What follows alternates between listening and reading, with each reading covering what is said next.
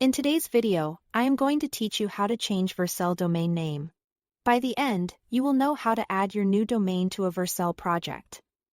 Update DNS if you are using a custom domain, verify everything is working, and safely remove the old domain.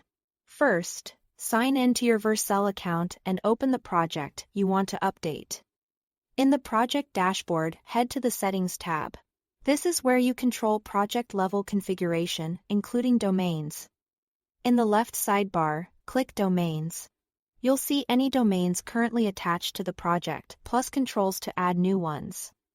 Choose Add New Domain. Type the domain you want to use.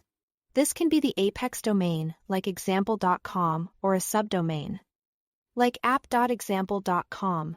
Pick the one that matches how you want users to reach your site. When you are ready, click Add. If you are adding a custom domain that you own, Vercel will likely show an invalid configuration message. Don't worry, that just means DNS isn't pointing to Vercel yet.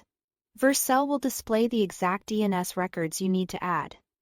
Typically a records for an apex domain or a CNAME for a subdomain. Keep this page open.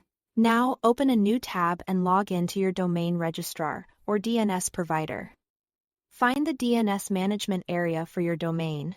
Add the records exactly as Vercel shows them, same host, same value, and avoid duplicates.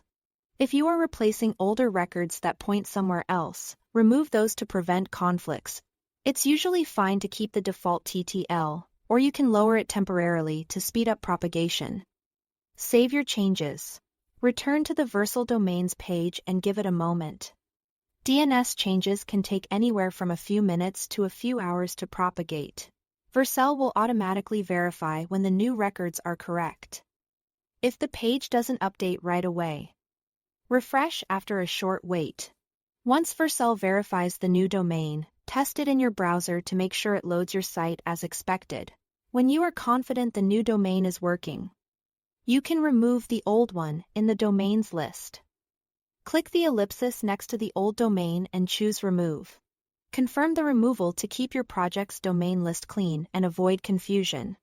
A quick tip: if users still reach your old domain from bookmarks or links, consider setting up redirects at your DNS or with your previous host to guide them to the new address. This helps preserve traffic and avoids broken links.